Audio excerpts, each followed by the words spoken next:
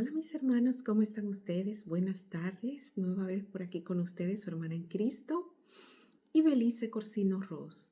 Hoy le traemos una nueva entrega, mis hermanos, una nueva entrega de esa maravillosa saga, si se puede decir así, ese maravilloso el libro de José dentro del libro de Génesis, su historia, sus vicisitudes, su fortaleza, su amor, su, ese don de servicio y ese don de ayudar y de servir y de glorificar el nombre de Dios allí donde llegaba. Es algo maravilloso lo que tenemos que hablar de José y, y lo que debemos de aprender de él. En este día vamos a estudiar el capítulo 44 de Génesis. La copa de José. Recordemos que él tenía una copa, que esa copa tiene mucha historia y la vamos a ver en estos momentos. Vamos a empezar inmediatamente esperando que este capítulo sea de bendición para todos nosotros y que reflexionemos mucho en todo lo que vayamos viendo a través de la vida y la historia de José, el hijo de Jacob. Comenzamos. Dice, la copa de José. Mandó José al mayordomo de su casa diciendo, llena de alimento los costales de estos varones, cuanto puedan llevar, y pon el dinero de cada uno de ellos en la boca de su costal. Es decir, que de nuevo iba a hacer exactamente lo mismo, se le iba a devolver el dinero. Dice, y pondrá mi copa, la copa de plata, en la boca del costal del menor, con el dinero de su trigo, y él lo hizo como dijo José. Venida la mañana, los hombres fueron despedidos con sus asnos, y habiendo ellos salido de la ciudad de la que aún no se habían alejado, dijo José a su mayordomo, levántate y sigue a esos hombres, y cuando los alcances, diles, ¿por qué me habéis vuelto mal por bien? ¿Por qué habéis robado mi copa de plata? ¿No es esta en la que bebe mi señor y por la que suele adivinar? Habéis hecho mal en lo que hicisteis. Cuando él lo alcanzó, le dijo estas palabras, y ellos le respondieron, ¿por qué dice nuestro Señor tales cosas? Nunca tal hagan tus siervos. He aquí el dinero que hallamos en la boca de nuestros costales. Te lo volvimos a traer desde la tierra de Canaán. ¿Cómo pues habíamos de hurtar de casa de tu Señor plata ni oro? Le dicen ellos. Yo tan aturdido, ¿no? Viendo esto que de nuevo le vuelve a pasar otra más. Dice, aquel de tu siervo en quien fuese hallada la copa, que muera, y aún nosotros seremos siervos de mi Señor. Él dijo, también ahora sea conforme a vuestras palabras, le dijo el mayordomo, como quien dice, bueno, te lo acaban de decir. En quien se encuentre la copa, bueno, ellos hablaron de muerte. Dios, esa parte de ahí vamos a decir que la eliminó, pero que fuera su siervo, y por eso él termina llevándose a Benjamín. Dice, y dijo también ahora, bueno, sea conforme a vuestras palabras. Aquel en quien se hallare será siervo, y vosotros se iréis sin culpas. Ellos entonces se dieron prisa, y derribando cada uno su costal en tierra, abrió cada uno el costal suyo, y buscó desde el mayor, comenzó y acabó en el menor, y la copa fue hallada en el costal de Benjamín, porque todo fue planeado para eso. Entonces ellos rasgaron sus vestidos, y cargó cada uno sus asnos, y volvieron a la ciudad. Y vino Judá con sus hermanos a casa de José, que aún estaba allí, y se postraron delante de él en tierra. Y les dijo José, ¿qué acción es esta que habéis hecho? ¿No sabéis que un hombre como yo sabe adivinar? Entonces dijo Judá, ¿qué diremos a mi señor? ¿Qué hablaremos o con qué nos justificaremos? Dios ha hallado la maldad de tus siervos. He aquí que nosotros somos siervos de mi Señor, nosotros y también aquel en cuyo poder fue hallada la copa. José respondió, nunca yo tal haga. El varón en cuyo poder fue hallada la copa, él será mi siervo. Vosotros id en paz a vuestro padre. Es decir, que José lo decía de una manera tan tranquilo porque él creía que ellos se iban a ir y iban a dejar a su hermano, pero en realidad era otra prueba que él le estaba poniendo a ellos. Él quería ver hasta dónde verdaderamente su corazón había sido emblanquecido y iban a rogar, a llorar y a pedir misericordia por su hermano para no dejarlo solo, porque lo que ellos hicieron aquella vez con él fue, bueno, mira, tú no molesta y vamos a salir de ti. Entonces José quedó con una impresión en su corazón de quién eran ellos, que eran personas malas, que al saber que ellos dos eran hijos de Raquel, no eran hijos de su madre, de Lea, ni de la sirvienta de su madre de Lea, bueno, pues estos toditos se armaron y fueron bellacos con ellos dos. Entonces José quería saber qué tanto aquí en esta nueva prueba, él quería saber qué tanto ellos habían cambiado y cómo se llevaban con su hermano menor. Entonces aquí es obvio que Judas, sale a interceder por su hermano y no tan solo Judas. Ellos todos interceden, todito interceden y hablan, ¿no verdad?, de la situación en la cual se encontraba su padre. Entonces vemos que aquí abajo ellos se lo explican, dicen, entonces dice Judá intercede por Benjamín. Entonces Judá se acercó a él y dijo, ay, Señor mío, te ruego que permitas que hable tu siervo unas palabras en oído de mi Señor, y no te encienda en tu enojo contra tu siervo, pues tú eres como Faraón. Mi Señor preguntó a su siervo diciendo, ¿tenéis padre o hermano? Y nosotros respondimos a mi Señor, tenemos un padre anciano y un hermano joven, pequeño aún, que le nació en su vejez, y un hermano suyo murió, y él solo quedó de los hijos de su madre y de su padre. Dice, su padre lo ama. Y tú dijiste a tu siervo, traédmelo, y pondré mis ojos sobre él. Y nosotros dijimos a mi Señor, él es joven, no puede dejar a su padre, porque si lo dejare, su padre moriría.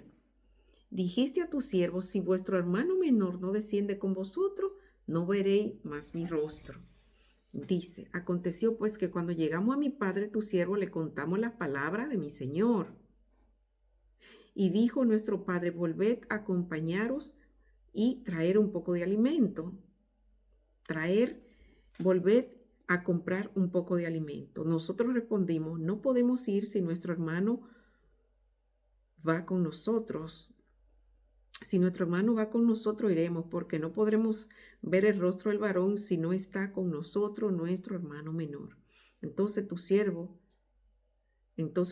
mi padre, nos dijo, vosotros sabéis que 2 hijos me dio a luz mi mujer, y el uno salió de mi presencia, y pienso de cierto que fue despedazado, y hasta ahora no lo he visto. Y si tomáis también a este de delante de mí, y le acontece algún desastre, haréis descender mis canas con dolor al Seol. Ahora pues, cuando vuelva yo a tu siervo mi padre, si el joven no va conmigo, como su vida está ligada a la vida de él, sucederá que cuando no vea al joven morirá. Y tu siervo hará descender las canas de tu siervo nuestro padre con dolor al Seol. Como tu siervo salió como fiador o por fiador del joven con mi padre, diciendo, si no te lo vuelvo a traer, entonces yo seré culpable ante ti, ante mi padre para siempre. Te ruego por tanto que quede ahora tu siervo en lugar del joven, por siervo de mi señor, y que el joven vaya con su hermano, con sus hermanos, porque ¿cómo volveré yo a mi padre sin el joven? No podré, por no ver el mal que sobrevendrá a mi padre. Entonces aquí, ya con esta historia, vemos que José queda por satisfecho, se da cuenta que sus hermanos habían cambiado, que sus hermanos tenían un buen corazón, que sus hermanos amaban a su padre y que también amaban a su hermano. Ellos querían cuidar a su hermano, pero también pensaban en su padre. Es decir, él estaba dispuesto, Judá, en quedarse él como esclavo para que su hermano menor fuera a estar con su padre. Entonces vemos aquí que esto ya era un bonito gesto de cómo debían de llevarse los hermanos. Ahí él vio de que había armonía. José se dio cuenta de que ellos habían cambiado y que en el hogar de su padre ya todo estaba más organizado y sobre todo ellos habían madurado.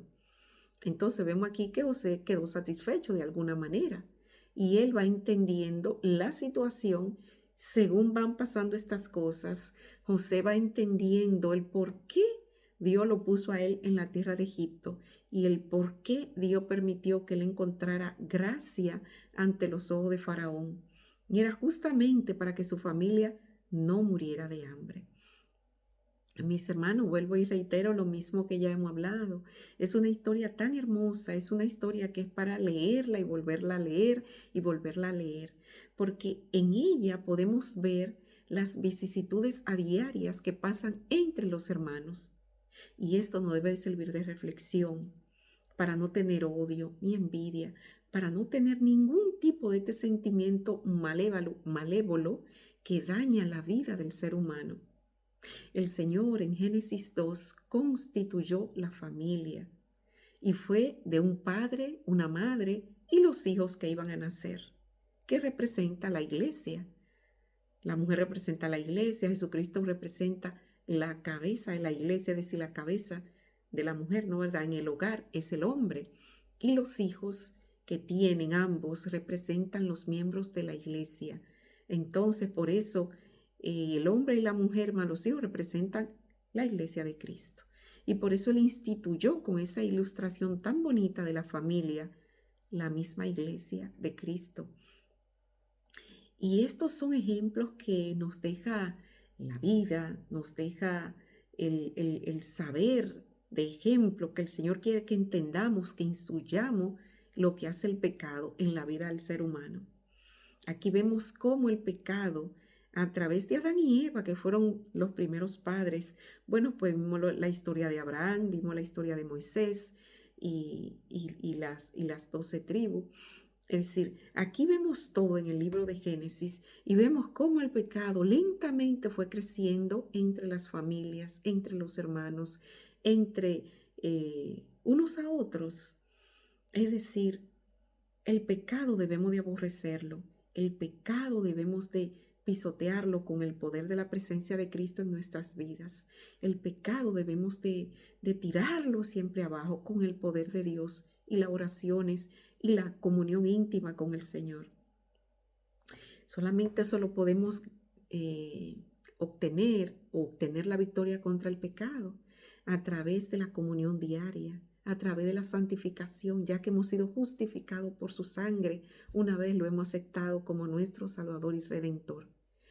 Mis hermanos, vamos a reflexionar en la vida familiar, en nuestros padres, en nuestros hermanos y también en la vida que hemos hecho con el esposo, sino con la esposa, con los hijos, y vamos a tratar de que nosotros hagamos como José, que fue un muchacho que fue guiado a través del Espíritu Santo, a través de toda la enseñanza de su padre. Vamos a ser nosotros buenos padres, vamos a ser padres responsables, que sabemos que algún día tenemos que darle cuenta a Cristo o a Dios a través de Cristo el día del tribunal divino. Vamos a tratar de llevar esta armonía en nuestros hogares, a enseñarle a nuestros hijos a que se amen unos a otros, que se ayuden unos a otros, que tengan ese amor mutuo y que tengan ese respeto mutuo, porque de la manera que Dios va a estar emergiendo en medio de ese hogar y en medio de esa familia. Es muy importante, mis hermanos, que la familia se lleve bien. Y hoy día, si algo está haciendo el enemigo, destruir las familias, hay odio, maldad, envidia, rencor, lo mismo que veíamos y que vemos aquí en la Biblia, porque eso nos da un indicio de cómo empezó el pecado en la tierra. Y hoy que estamos en los últimos días, vemos que esto sigue aumentando tristemente de más en más.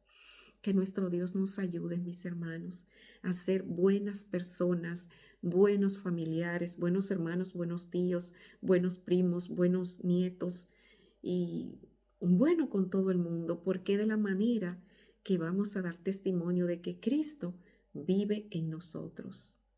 Mis hermanos, que la paz de Dios sea con cada uno de nosotros, con cada uno de ustedes, que reflexionemos en esta maravillosa historia de la vida de José y su familia, porque eso mismo puede estar pasando en cualquiera de nuestras familias. Vamos a llevarnos bien con nuestros hermanos en la iglesia, vamos a bendecirlo y vamos siempre a estar orando los unos por los otros.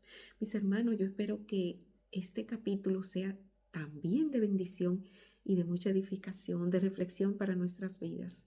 Hasta una próxima entrega, amigos. Que Dios le bendiga. Bendiciones.